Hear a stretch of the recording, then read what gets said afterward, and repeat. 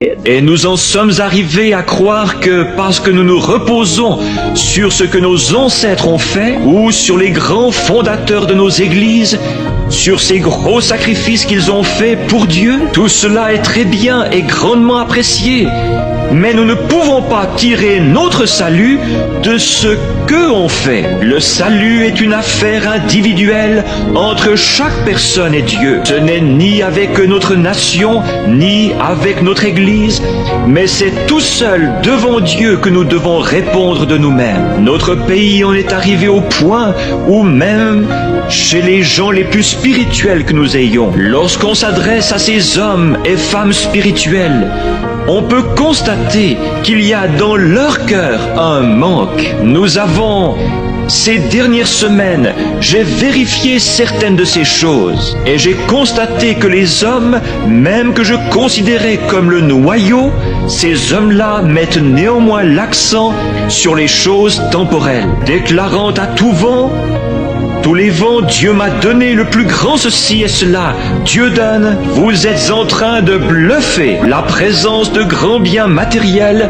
ne reflète pas toujours la volonté de Dieu. Dieu fait pleuvoir sur les justes et sur les injustes. Mais ce dont le monde a besoin aujourd'hui, ce n'est pas d'une foi illusoire, d'un bluff. Mais ce dont le monde a besoin aujourd'hui, ce n'est pas d'une foi illusoire, d'un bluff de spiritualité. La foi accomplira parfois de grands miracles sans toutefois provenir d'un cœur spirituel. Notre Seigneur n'a-t-il pas déclaré: plusieurs viendront à moi en ce jour-là, disant: n'ai-je pas fait ceci et cela par ton nom? Et je leur dirai ouvertement: retirez-vous de moi, vous qui commettez l'iniquité. Qu'est-ce que l'iniquité?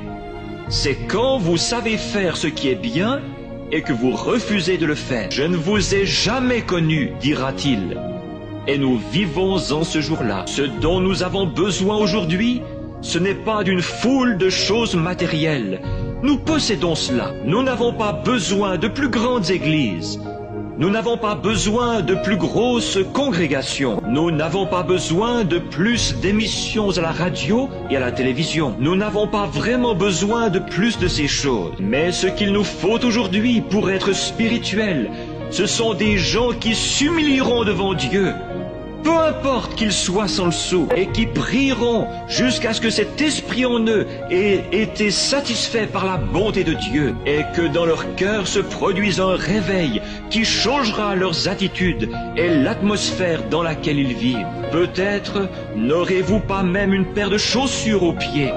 Nous n'avons pas besoin de plus d'émissions à la radio et à la télévision. Nous n'avons pas vraiment besoin de plus de ces choses. Mais ce qu'il nous faut aujourd'hui pour être spirituels, ce sont des gens qui s'humilieront devant Dieu, peu importe qu'ils soient sans le sou, et qui prieront jusqu'à ce que cet esprit en eux ait été satisfait par la bonté de Dieu, et que dans leur cœur se produise un réveil qui changera leurs attitudes et l'atmosphère dans laquelle ils vivent. Peut-être n'aurez-vous pas même une paire de chaussures aux pieds. Peut-être serez-vous vêtus de haillons, mais là dans votre cœur, quelque chose chantera les mélodies de Dieu.